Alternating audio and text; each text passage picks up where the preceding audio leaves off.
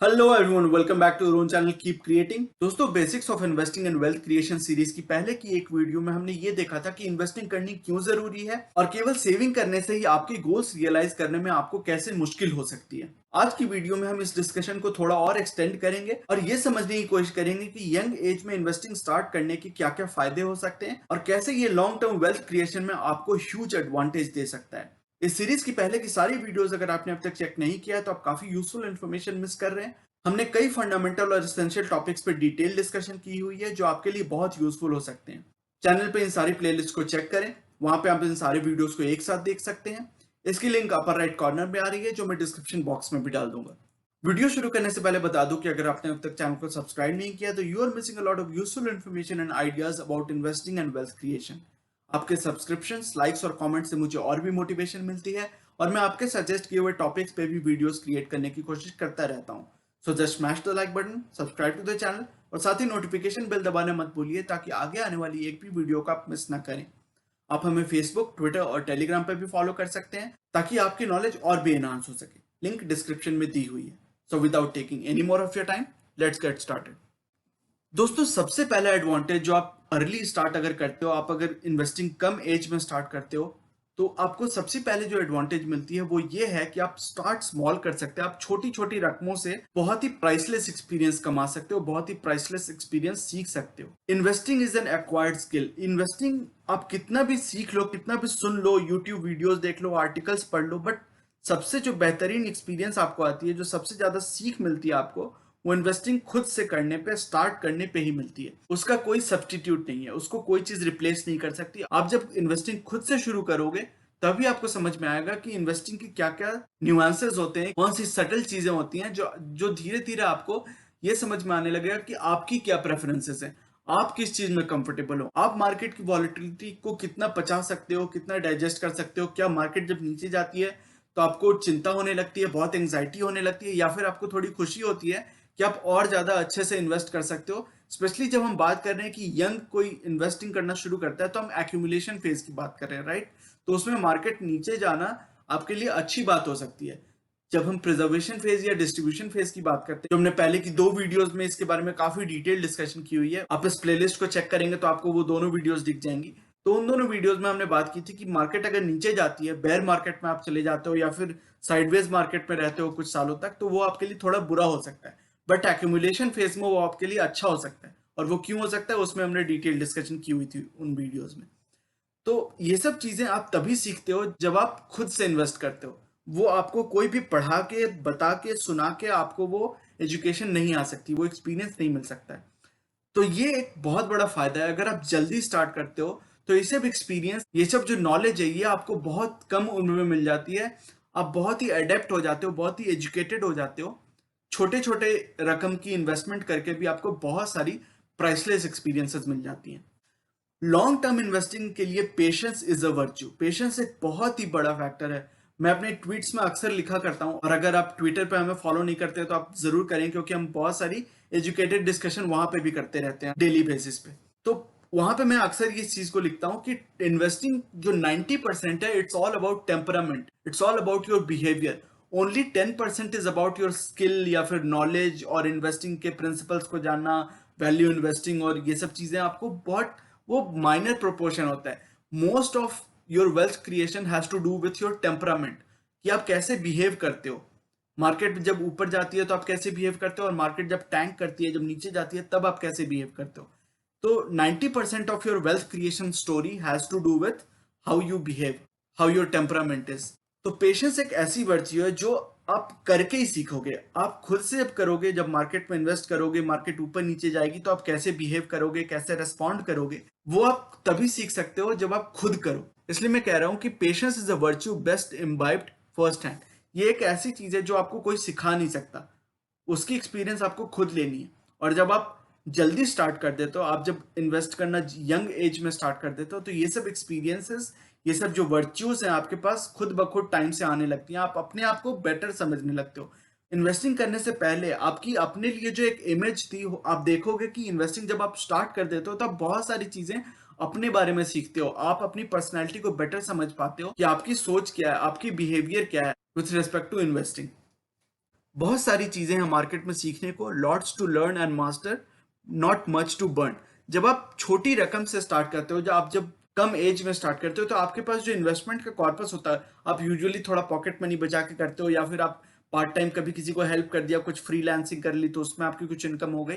तो वो छुटपुट इनकम जो आपको आती है, उसको यूज करके आप अगर थोड़ा इन्वेस्टिंग करते हो, तो आपकी जो इन्वेस्टमेंट होती है, जो आपकी इंगेजमेंट होती है, वो बहुत बड़ी नहीं होती, आपकी कमिटमेंट बहुत बड़ी नहीं होती है। आपकी जो साइड इनकम है, आप उसको मोस्टली बस यूज करके इन्वेस्ट करना चाहते हो, सीखना चाहते हो। मोस्टली आपकी मोटिवेशन रहती है आप इन्वेस्ट करके सीखो, आप मार्केट में रहना सीखो। तो नॉट मच टू बर्न। अगर मार्केट में आपकी थोड़ी लॉस भी हो गई, आपने ट्रेडिंग स्टार्ट की, आपको उसमें मजा आ रहा है, एक्साइटिंग लग रहा है आपको, तो आप ट्रेडिंग करके भी आप धीरे धीरे सीख जाते हो कि ट्रेडिंग के क्या एडवांटेजेस और डिसएडवांटेजेस हैं, और लॉन्ग टर्म में ट्रेडिंग आपको हेल्प करेगी या नहीं करेगी। And how is trading different from investing, investing और ट्रेडिंग में क्या फर्क होता है, ये भी आपको एक कम उम्र में समझ में आ जाता है। तो ये सब चीजें ऐसी हैं जो बहुत ही प्राइसलेस हैं, ये सब लर्निंग्स ऐसी हैं जो कोई भी आपको नहीं सिखा सकता, या कोई सिखाएगा भी तो उसकी इंपैक्ट उतनी नहीं होगी जितनी तब होगी जब आप ये खुद सीखोगे, खुद करके सीखोगे। तो जब आप जल्दी स्टार्ट करते हो, तो आप इन सभी एक्सपीरियंसेस को बहुत ही कम दाम पे खरीद लेते हो। आप समझ लो कि आपको डिस्काउंट में कोई मूवी की टिकट मिल जाती है, आप मूवी तो पूरी देखते हो, पूरा फुल एक्सपीरियंस लेते हो, लेकिन आपकी टिकट डिस्काउंटेड रहती है, हो सकता है 50% डिस्काउंट पे आपकी टिकट मिलती हो आपको। तो ये सारे फायदे हो जाते हैं अगर आप जल्दी स्टार्ट करते हो, यंग एज में स्टार्ट करते हो तो। दूसरी एडवांटेज ये है कि आप इस स्टेज में, अपनी जो अर्ली स्टेज है, बिगिनिंग स्टेज है, उसमें आप रिस्क ले सकते हो, क्योंकि अभी आपकी जो इन्वेस्टमेंट है, आपकी जो कमिटमेंट है, वो बहुत ही छोटी है। तो you can afford to take risk. आपकी जो एक्यूमुलेशन फेज है वो काफी लंबी हो सकती है। अगर आप सोचो कि अगर आप रिटायरमेंट के लिए, अपनी रिटायरमेंट जो आपकी 55-60 साल में जब भी होने वाली है, उसके लिए आप इन्वेस्ट करना, आप अगर 18, 20, 22, 25 साल की उम्र से करते हो, तो आपके पास कितना टाइम है सीखने को लिए, और आपकी एक्यूमुलेशन पीरियड कितनी लंबी हो सकती है, आप अपने एक्यूमुलेशन पीरियड को कितना एक्सटेंड कर सकते हो। क्योंकि किसी दूसरे व्यक्ति के लिए हो सकता है वो जो टोटल इन्वेस्टमेंट पीरियड थी, लेट्स से उसने 35-40 की एज से स्टार्ट किया इन्वेस्टिंग करना, तो उसके पास केवल 15-20-25 साल ही है, और 15-20-25 साल तो उसकी टोटल टाइम पीरियड है। उसमें से एक्यूमुलेशन पीरियड थोड़ा सा होगा, फिर थोड़ी सी प्रिजर्वेशन पीरियड होगी, तो एक्यूमुलेशन पीरियड मुश्किल से उसका 10, 12, 15 साल हो सकता है, उससे ज्यादा नहीं हो सकता है। लेकिन आप अगर जल्दी स्टार्ट करते हो, तो आपकी एक्यूमुलेशन पीरियड 20-25 साल हो सकती है, 30 साल तक भी हो सकती है, क्योंकि आपके पास इतना एक्सपीरियंस है कि आप अपनी एक्यूमुलेशन पीरियड को, प्रिजर्वेशन पीरियड को थोड़ा एडजस्ट कर सकते हो, ट्विक कर सकते हो, क्योंकि आप इतनी एक्सपीरियंस हो, आपको ये सारी चीजें समझ में आती है। Asset allocation, rebalancing, risk versus return, ये सारे कॉन्सेप्ट आपको समझ में आते हैं। तो एक्यूमुलेशन पीरियड आपकी बहुत लंबी हो सकती है, और जितनी लंबी आपकी एक्यूमुलेशन फेज होगी, जितनी लंबी आपकी एक्यूमुलेशन पीरियड होगी, आपकी इन्वेस्टिंग की बेस उतनी ही बड़ी होगी। तो आप समझ सकते हो कि कितना बड़ा लॉन्चिंग पैड आप अपने आप को दे रहे हो जल्दी इन्वेस्ट करना स्टार्ट करके। जैसा कि हमने उस वीडियो में भी बात करी थी, एक्यूमुलेशन फेज में आप अपनी इक्विटी एक्सपोजर को काफी हाई रख सकते हो। You can start with high equity exposure to learn key investing principles. तो ये जो सारी इन्वेस्टिंग प्रिंसिपल्स हैं, asset allocation, rebalancing, risk versus return principles, ये सब सारी चीजें आपको बहुत जल्दी समझ में आ जाती हैं, और अकॉर्डिंगली आप अपनी इक्विटी एक्सपोजर को ट्विक कर सकते हो, ज्यादा या कम रख सकते हो। और चूंकि आप जल्दी स्टार्ट कर रहे हो, तो आपकी इक्विटी एक्सपोजर शुरू में काफी ज्यादा हो सकती है। आप 100% इक्विटी से भी स्टार्ट कर सकते हो, क्योंकि आपकी कोई ऑब्लिगेशंस नहीं है, कोई रिस्पॉन्सिबिलिटीज नहीं है, आप बस एक पॉकेट मनी अपना इन्वेस्ट कर रहे हो। कोई आपसे पूछने भी वाला नहीं है मोस्ट लाइकली कि आपकी इन्वेस्टमेंट कैसी कर रही है, ऊपर जा रही है, नीचे जा रही है। आपके पेरेंट्स को कोई उतना टेंशन नहीं है, उनकी इन्वेस्टमेंट अलग चल रही है। आप अपनी साइड पॉकेट मनी से, फ्रीलांसिंग से अपनी जो भी कमाई हो रही है, उसको आप थोड़ा बहुत मार्केट में लगा रहे हो, तो किसी को कोई फर्क नहीं पड़ता। आप बहुत सारी लर्निंग्स इस समय ले सकते हो, और काफी हाई इक्विटी एक्सपोजर भी रख सकते हो अगर आप सीखना चाहते हो, if that is what you want to do. और जैसे जैसे आप मिस्टेक्स करते जाते हो, जैसा हमने अभी तुरंत बात भी की कि आप ट्रेडिंग करते हो सकता है आपको कुछ प्रॉफिट्स मिले, फिर लॉसेज आए, हो सकता है ओवरऑल आपको टोटल लॉसेज ही मिले। तो अपनी मिस्टेक्स से आप सीख सकते हो, आप समझ सकते हो बिना किसी की इनपुट के। आपको किसी को, दूसरे की बात को समझने की और उसको इंप्लीमेंट करने की जरूरत नहीं है। आप खुद फर्स्ट हैंड एक्सपीरियंस से समझ सकते हो कि आपके लिए क्या बेटर है, क्या आपको ट्रेडिंग सूट करती है, या फिर लॉन्ग टर्म इन्वेस्टिंग सूट करती है, आप किस तरह से अपनी वेल्थ क्रिएट करना चाहते हो। तो ये सब सारे डिसीजंस आप खुद ले सकते हो, क्योंकि आपकी खुद की फर्स्ट हैंड एक्सपीरियंस है। आप गलतियां कर सकते हो, उनसे सीख सकते हो, और आपके पास समय भी है। अब कोई बंदा अगर 40, 45, 35 साल की उम्र में अगर शुरू कर रहा है इन्वेस्ट करना, तो उसके पास सीख के उसको रेक्टिफाई करने की ज्यादा क्षमता नहीं है, उसके पास ये लग्जरी नहीं है, क्योंकि आइडियली उसकी सारी जो इन्वेस्टमेंट होनी चाहिए वो बहुत ही सही होनी चाहिए, काफी स्ट्रिक्ट, काफी डिसिप्लिन वे में उसको फॉलो करना पड़ेगा। लेकिन आपके पास ज्यादा फ्लेक्सिबिलिटी है। अगर आप 20-22 साल में इन्वेस्टिंग करना शुरू कर रहे हो, शुरू में कोई आपके ऑब्लिगेशंस नहीं है, कोई आपको पूछने वाला नहीं, तो आप मिस्टेक्स कर सकते हो, उनसे लर्न कर सकते हो और खुद डिफाइन कर सकते हो कि आपके लिए क्या बेहतर है। जैसा हमने थोड़ी सी बात भी करी कि आप जब इन्वेस्टिंग करना यंग एज में स्टार्ट करते हो तो आपके ऊपर कोई भी रिस्पॉन्सिबिलिटी नहीं है। आपके पेरेंट्स या केयर गिवर्स जो भी हैं, आपके गार्डियंस हैं, वो खुद ही अर्न कर रहे हैं, वो they are still earning and they are independent. तो आपके ऊपर कोई रिस्पॉन्सिबिलिटीज नहीं है, आपके ऊपर कोई फैमिली की ऑब्लिगेशंस भी नहीं है मोस्ट लाइकली। आपके जो सिबलिंग्स हैं या फिर बाकी जो फैमिली मेंबर्स हैं वो आप पे डिपेंडेंट नहीं है। आप तो भी हो सकता है कि पढ़ाई कर रहे हो या फिर अर्ली अपने करियर स्टेज में हो, यंग हो, तो आपसे कोई ये उम्मीद नहीं रखता कि आप किसी को प्रोवाइड करो, आप किसी को इनकम प्रोवाइड करो या कोई रिस्पॉन्सिबिलिटी लो किसी की। तो आपके ऊपर कोई फैमिली ऑब्लिगेशंस नहीं है, कोई रिस्पॉन्सिबिलिटी नहीं है, आप अपनी इंडिपेंडेंट थिंकिंग रख सकते हो। आप कुछ साल के लिए एकदम इंडिपेंडेंटली अपने हिसाब से इन्वेस्टिंग, ट्रेडिंग, जो भी आपको सीखना है आप मार्केट में सीख सकते हो। आपकी इस स्टेज में कोई ऐसी बहुत बड़ी रिक्वायरमेंट नहीं होती है for consistent self supported cash flow. ऐसा नहीं है कि आपसे कोई उम्मीद कर रहा है कि आप ब्रेड विनर हो फैमिली के और आप पैसे कमाओगे तो ही ये फैमिली चलेगी।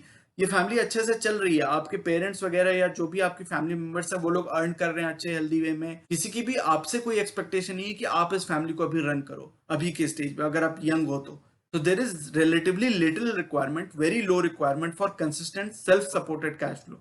अगर हो सकता है कि आपकी कोई कैश फ्लो में दिक्कत आती है तो आप पेरेंट्स से मदद मांग भी सकते हो, वो आप पे डिपेंड करता है कि आप मांगना चाहते हो या नहीं।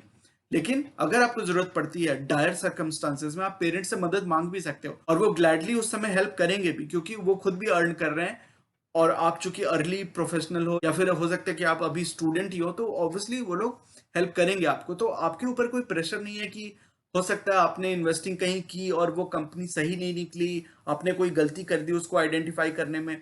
तो अगर आपकी इन्वेस्टमेंट कॉर्पस नीचे चली गई और आपको कुछ कैश फ्लो की जरूरत पड़ी तो आप किसी से पूछ सकते हो, किसी को बोल सकते हो और वहां से आपको हेल्प मिल जाएगी। लेकिन जैसे जैसे आप एज में बढ़ते हो, जैसे जैसे आपकी फैमिली ऑब्लिगेशंस बढ़ती जाती हैं, रिस्पॉन्सिबिलिटीज बढ़ती जाती हैं, तो आपकी ये जो फ्लेक्सिबिलिटी होती है, आपको जो एक प्रिविलेज है कि आप किसी से मदद मांग सकते हो जरूरत पड़ने पे, वो धीरे धीरे कम होती जाती है, क्योंकि you become the sole bread winner या फिर you become the primary provider for your family. आप मेन एक अर्निंग मेंबर हो जाते हो और आपकी जो अर्निंग है, आपकी जो कंसिस्टेंट कैश फ्लो है, उस पर बहुत लोग डिपेंड करते हैं। तो आपके पास फ्लेक्सिबिलिटी काफी कम हो जाती है, तो आप रिस्क उतना कम ले सकते हो। पहले जो आप रिस्क काफी ले सकते थे, अब वो रिस्क आप कम ले सकते हो। एक और जो काफी इंपॉर्टेंट, ये one of the very important things मुझे लगती है कि एक बहुत ही इंपॉर्टेंट फैक्टर है, अगर आप जल्दी सेव करना या फिर इन्वेस्ट करना, आप जल्दी से जल्दी उस फेज को स्टार्ट कर देते हो, तो एक बहुत ही इंपॉर्टेंट चीज होती है which is to get into good spending and saving habits. आपको बहुत जल्दी समझ में आने लगता है, क्योंकि आप पोटेंशियल देखने लगते हो, आप समझ जाते हो कि इन्वेस्टिंग की क्या पावर है, इन्वेस्टिंग की क्या मैजिक है। ये आपको बहुत ही कम उम्र में समझ में आ जाता है। तो ये हैबिट्स ऐसी हो जाती हैं जो आपकी लाइफ लॉन्ग हैबिट्स रहती हैं। ये केवल 1 साल, 2 साल, 5 साल की बात नहीं होती है। चूंकि आप इस पावर को समझ जाते हो, बहुत सारे लोग तो जब तक अर्न करना या बहुत देर तक अर्न करने की भी बहुत सालों बाद तक उन्हें ये समझ में आता है कि अर्निंग की, इन्वेस्टिंग की, सेविंग की क्या पावर होती है और लॉन्ग टर्म वेल्थ कंपाउंडिंग की क्या पावर होती है। तो चूंकि उन सभी चीजों को आपने बहुत ही कम उम्र में समझ लिया, आपकी जो हैबिट्स हुई वो बहुत ही प्रूडेंट, बहुत ही वेल इन्फॉर्म्ड हो गई। आपकी जो सारी स्पेंडिंग और सेविंग हैबिट्स थी वो बहुत ही अच्छी क्वालिटी की हो गई। You got into good spending and saving habits at a very young age. और जब आप उस स्टेज में आ जाते हो, जब आपको ये चीजें समझ में आने लगती हैं, तो आप एसेट्स को लायबिलिटीज से डिस्टिंग्विश करना सीख जाते हो। आपको समझ में आ जाता है कि कौन सी चीजें, कौन सी इन्वेस्टमेंट्स आपकी एक्चुअल एसेट्स हैं और कौन सी इन्वेस्टमेंट्स या कोई भी जो पोजेशंस, इन्वेस्टमेंट्स भी नहीं, कौन सी पोजेशंस आपकी लायबिलिटीज हैं। अब जस्ट फॉर एग्जांपल मैं कह रहा हूं कि बहुत सारे लोग हो सकता है अपनी गाड़ी को, व्हीकल को, या फिर अब उनके घर में कार है, उसको एक एसेट मानेंगे। तो कुछ रेस्पेक्ट में तो वो एसेट है, क्योंकि वो उनको ट्रांसपोर्टेशन में हेल्प करता है, हो सकता है वेकेशंस में हेल्प करे, फैमिली को कुछ आउटिंग पे ले जाना है उसमें हेल्प करे, तो वो एक तरह से एसेट है। But it is a very depreciating asset. Car की आपको पता होगा शायद कि शोरूम से निकलते ही, किसी नई गाड़ी की शोरूम से निकलते ही 15-20% डेप्रिशिएशन हो जाती है। आपने शोरूम से बाहर गाड़ी निकाली और आपने अगर वो गाड़ी 10 लाख में ली है तो अब गाड़ी की वैल्यू बची शोरूम से निकलते ही 8 लाख या 8.5 लाख। तो आप समझ सकते हो कि एक बहुत ही हाईली डेप्रिशिएटिंग एसेट है।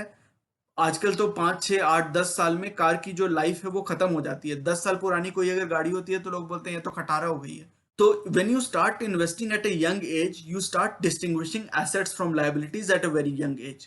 बहुत सारे लोगों को ये ज्ञान बहुत ही बाद में आता है और जब वो सारे पैसे खर्च कर चुके होते हैं, अपने बहुत सारे अपने इन्वेस्टिंग की जो टाइम होराइजन है उसको लूज कर चुके होते हैं, तब वो ये सब बात समझना शुरू करते हैं। उसी तरह एक और बात है कि you learn to prioritise needs over wants.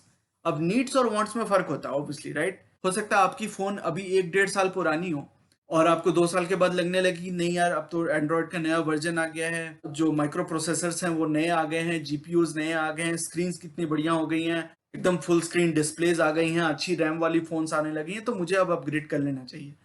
तो ये आपकी अगर लॉजिकली बोला जाए तो आपकी एक वांट है, unless you need it for your profession. अगर आपकी प्रोफेशन ऐसी है जिसमें आपको एकदम लेटेस्ट फोन चाहिए और उसके बिना आपका काम नहीं चल सकता तो वो आपकी नीड है।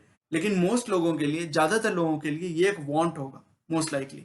तो when you start at a young age आपको धीरे धीरे धीरे धीरे एक एक्सपीरियंस होने लगता है, आपको समझ में आने लगता है कि कौन सी चीजें आपकी नीड्स हैं और कौन सी चीजें आपकी वांट्स हैं, और आप अपनी नीड्स को वांट्स के ऊपर प्रायोरिटाइज करने लगते हो। आप समझ जाते हो कि investing is also a need. आपकी अगर रिटायरमेंट होनी है तो वो होनी है, आपको उसके लिए इन्वेस्ट करना है, आपको अपनी चाइल्ड की एजुकेशन के लिए मोस्ट लाइकली इन्वेस्ट करना है, आपको हो सकता है घर खरीदना या घर बनवाना है तो उसके लिए आपको इन्वेस्ट करना है। ऐसे बहुत सारे आपके गोल्स हो सकते हैं जिसके लिए आपको इन्वेस्ट करने की जरूरत है, तो वो एक नीड है। लेकिन बहुत लोग इस नीड को इग्नोर करते हैं और अपनी वांट्स पे फोकस करते हैं कि मुझे गाड़ी चाहिए, मुझे हाई फाई घर में रहना है, मुझे लेटेस्ट फोन चाहिए, मुझे लेटेस्ट टीवी चाहिए, मुझे लेटेस्ट गाड़ी चाहिए। तो ये सब जो वांट्स होते हैं ये एक तरह से शॉर्ट साइटेड आपकी व्यू दिखाते हैं, क्योंकि आप अपनी वांट्स को प्रायोरिटाइज कर रहे हो अपनी नीड्स के ऊपर। आप अपनी नीड्स को धीरे धीरे इग्नोर करते जा रहे हो, और वो हो सकता है कि अनइंटेंशनली हो सकता है कि आपको बस लैक ऑफ नॉलेज हो, आपको पता ना हो, आपको किसी ने बिठा के ढंग से समझाया ना हो और आप इस चीज की ग्रेविटी को नहीं समझ पा रहे हो अभी तक। तो हो सकता है कि ये सारी चीजें अनइंटेंशनल हो, लेकिन at the end of the day ये चीजें हो रही हैं और आपको धीरे धीरे करके, एक एक दिन करके, एक एक महीने और साल करके ये चीजें आपको हर्ट करती जा रही हैं। लॉन्ग टर्म में इसकी आपको अहमियत समझ में आ सकती है, लेकिन हो सकता है कि उस समय तक काफी देर हो जाए। उसी तरह आप जब जल्दी इन्वेस्ट करना शुरू करते हो and when you get into good spending and saving habits, तो you start appreciating the power and fun of investing. आपको समझ में आने लगता है कि क्या पावर है, क्या मैजिक ऑफ कंपाउंडिंग है, वंडर ऑफ कंपाउंडिंग है, कैसे आप लॉन्ग टर्म में वेल्थ क्रिएट कर सकते हो, धीरे धीरे धीरे धीरे करके आप अपनी बेस क्रिएट कर सकते हो, और कैसे कंपाउंडिंग आपके लिए लाखों करोड़ों रुपए अपने आप क्रिएट कर सकती है। तो ये सब चीजें आपको बहुत ही समझ में आ जाती हैं। आपको इन्वेस्टिंग एक फन लगने लगता है, क्योंकि आपको लगता है कि यू आर क्रिएटिंग समथिंग वर्दी for your future, for your family, for everybody around you. तो आप एक एसेट क्रिएट कर रहे हो, आप सबके लिए कुछ एक बढ़िया चीज क्रिएट कर रहे हो। तो you start enjoying it, you start appreciating it's power, and you also start enjoying the process. एक और जो बहुत ही इंपॉर्टेंट चीज है, जो और जिसके बारे में हमने पहले की कई सारी वीडियोस में इसके एग्जांपल्स देखे हैं, इसको काफी एट लेंथ डिस्कस किया है, लेकिन मैं इसको फिर से यहाँ पे इंक्लूड करना चाहता था क्योंकि ये एक बहुत ही अहम फैक्टर है। जब आप इन्वेस्टिंग करना जल्दी शुरू करते हो, यंग एज पे शुरू करते हो, तो ये आपको एडवांटेज मिलता ही मिलता है। ये एक समझ लो कि गारंटीड बात होती है। आपको वंडर ऑफ कंपाउंडिंग, जो एक मैजिक ऑफ कंपाउंडिंग है, वो तभी दिखता है जब आपके पास टाइम होगा। तो when you start early you have the luxury of time for compounding. तो कंपाउंडिंग के मजे रियल सेंस में आप तभी ले पाओगे जब आप जल्दी स्टार्ट करो, जब आप अपनी इन्वेस्टमेंट्स को ग्रो करने का समय दो, तो ही आपको कंपाउंडिंग के वंडर्स दिखेंगे इन द लॉन्ग रन। यहाँ पे दो एग्जांपल्स मैंने इंक्लूड किए हैं just to illustrate, just to give you some demonstration of how the investment period matters a lot more than how much you can invest. यहाँ पे दोनों ही बंदे, ये समझ लो कि राम है और ये श्याम है। तो राम ने 10,000 की मंथली एसआईपी शुरू की, उसने 10 साल की इन्वेस्टमेंट की। हो सकता है राम ने इन्वेस्टमेंट करना शुरू किया 35, 40, 45 की एज पे, उसने 10 साल तक इन्वेस्टमेंट की। हो सकता है इसने इसकी कोई मीडियम टर्म की गोल होगी या फिर रिटायरमेंट की गोल होगी, और इसने लेट से इन्वेस्टमेंट करना शुरू किया। तो राम ने 10,000 की मंथली एसआईपी की 10 साल के लिए। एक्सपेक्टेड रिटर्न हम मानते हैं कि 15%, आप इसको 10%, 12% कुछ भी ले सकते हो। यहाँ पे तो जस्ट इलस्ट्रेशन के लिए मैंने 15% का फिगर लिया है। तो 10 सालों में उसने इन्वेस्टमेंट करी 12 लाख की, राइट? क्योंकि अगर मंथली वो 10,000 की इन्वेस्टमेंट करता है तो सालाना 1,20,000 की, तो 10 सालों में वो उसने 12 लाख की इन्वेस्टमेंट की और इन्वेस्टमेंट ग्रो होके बन गई करीबन 28 लाख के आसपास। तो 12 लाख राम ने इन्वेस्ट किया 10 सालों के लिए और उसकी वैल्यू अप्रिशिएट होके हो गई 15% रिटर्न के हिसाब से 28 लाख। तो ये ऑरेंज पार्ट यहाँ पे ये है कि आपने कितना इन्वेस्टमेंट किया, यानी कि राम ने ऑरेंज पार्ट इन्वेस्ट किया है और ग्रीन पार्ट ये है कि उसकी अप्रिशिएशन होके ये पार्ट उसकी इन्वेस्टमेंट ने इतनी वैल्यू क्रिएट कर दी। तो टोटल वैल्यू हो गई ऑरेंज प्लस ग्रीन। तो ग्रीन पार्ट वो है जो राम ने इन्वेस्ट नहीं किया बट इन्वेस्टमेंट ग्रो होके उतना हो गई, और ऑरेंज पार्ट है राम की अपनी कॉन्ट्रीब्यूशन। तो 12 लाख राम ने इन्वेस्ट किया है, उसकी वेल्थ गेन हुई, यानी कि इन्वेस्टमेंट्स ने खुद प्रोड्यूस किया करीबन 16 लाख के आसपास, और टोटल वैल्यू हो गई 28 लाख। अब श्याम की अगर बात करें तो उसने भी 10,000 की मंथली एसआईपी की है, लेकिन उसने काफी पहले स्टार्ट किया था। हो सकता है उसने अपनी 25-30 साल की उम्र में स्टार्ट किया था और उसके पास 30 साल की पीरियड थी अपनी रिटायरमेंट के लिए या किसी और गोल के लिए इन्वेस्टमेंट करने की, और उसको भी 15% के ही रिटर्न मिले जैसा राम को मिले थे। तो श्याम ने इस 30 साल के भीतर 36 लाख की इन्वेस्टमेंट की, राइट? क्योंकि 1,20,000 साल में, तो 30 सालों के अंदर 36 लाख की इन्वेस्टमेंट है। तो हमने देखा कि राम ने 10 साल के लिए इन्वेस्ट किया था और श्याम ने 30 साल के लिए इन्वेस्ट किया था, तो 3 गुना है यहाँ पे टाइम पीरियड। तो इन्वेस्टमेंट अमाउंट भी 3 गुना हो जानी चाहिए थी। तो इन्वेस्टमेंट तो हो गई है 12 लाख की 36 लाख हो गई, ठीक। लेकिन इन्वेस्टमेंट की टोटल वैल्यू, इन्वेस्टमेंट ग्रो होके कितनी हो गई, तो वो 3 गुना नहीं हुई है। यहाँ पे 28 लाख थी तो 28 लाख की 84 लाख नहीं हुई है, ये वैल्यू बढ़ के हो गई है 7 करोड़। तो हम 84 लाख की बात नहीं कर रहे, more than 7-8 times of 84 lakhs, तो 7 करोड़ हो गई है वैल्यू। तो केवल टाइम बढ़ाने से आप देख रहे हैं कि क्या कंपाउंडिंग का मैजिक हमें दिखता है। उसने कंट्रीब्यूट किया है 36 लाख, श्याम ने खुद कंट्रीब्यूट किया 36 लाख, और इन्वेस्टमेंट्स ग्रो होके आप देख रहे हैं कि ग्रीन पार्ट यहाँ पे ऑलमोस्ट आधी थी, ग्रीन पार्ट यहाँ पे बढ़ के कितनी ज्यादा हो गई है। ऑलमोस्ट पूरी वैल्यू का 95% इन्वेस्टमेंट्स ने खुद ग्रो करके बनाया है। यहाँ पे वो वैल्यू करीबन 55% के आसपास थी और यहाँ पे वो वैल्यू बढ़ के 95% हो गई है। तो टोटल जो आपकी वैल्यू क्रिएट हुई, टोटल जो आपकी कॉर्पस बनी, उसका 95% कॉन्ट्रीब्यूशन आया आपकी इन्वेस्टमेंट से। आपने कॉन्ट्रीब्यूट किया केवल 5%। तो आप सोचिए कि सेम इन्वेस्टमेंट, इन दोनों ने ही सेम इन्वेस्टमेंट की, बस फर्क ये है कि इसने बहुत दिनों तक इन्वेस्ट किया, बहुत जल्दी इसने शुरुआत की थी। हो सकता है राम भी केपेबल होगा जल्दी इन्वेस्ट करने की, लेकिन उसको पता नहीं था, उसको किसी ने कंपाउंडिंग की थ्योरी और कॉन्सेप्ट समझाए नहीं, उसको इस बात की अहमियत समझ में नहीं आई एट एन अर्ली एज, और उसने हो सकता है कि थोड़ी लेट से इन्वेस्टिंग स्टार्ट की। इसने श्याम को किसी ने बिठा के पहले ही समझा दिया था, उसको ये सारी कॉन्सेप्ट पहले ही समझ में आ गई थी, उसके पेरेंट्स ने समझा दिया या किसी भाई बंधु किसी दोस्त ने समझा दिया, लेकिन उसको ये बात समझ में आ गई at the end of the day कि कंपाउंडिंग तभी वर्क करता है जब उसको आप टाइम देते हो, और उसने टाइम दिया और उसके फायदे उसको मिले। जो वैल्यू राम ने करीबन 28 लाख की क्रिएट की, श्याम ने ज्यादा समय तक इन्वेस्ट करके 7 करोड़ की वैल्यू क्रिएट की। तो दोस्तों मुझे ये उम्मीद है कि सारी जो फैक्टर्स हमने कंसिडर किए, सारे जो फैक्टर्स डिस्कस किए, उससे आपको प्रेरणा मिलेगी, हमारे जो यंग व्यूअर्स हैं उनको एक मोटिवेशन मिलेगी, उनको इंपॉर्टेंस समझ में आएगी कि केवल कंपाउंडिंग की ही नहीं, कई सारी फैक्टर्स की हमने बात करी कि आपकी रिस्पॉन्सिबिलिटीज कम होती हैं, आपके इन्वेस्टमेंट्स कम होते हैं तो आप ज्यादा रिस्क ले सकते हैं, आप कम उम्र में बहुत सारे स्किल्स और बहुत सारे एक्सपीरियंस को बहुत ही कम दाम पे सीख सकते हैं, इम्बाइब कर सकते हैं।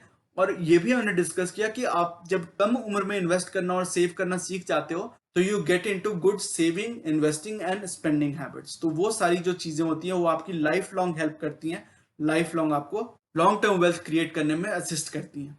तो मैं आशा करता हूं कि ये सारी इंफॉर्मेशन आपको यूजफुल लगी होगी, हेल्पफुल लगी होगी। तो दोस्तों ये था आज का वीडियो।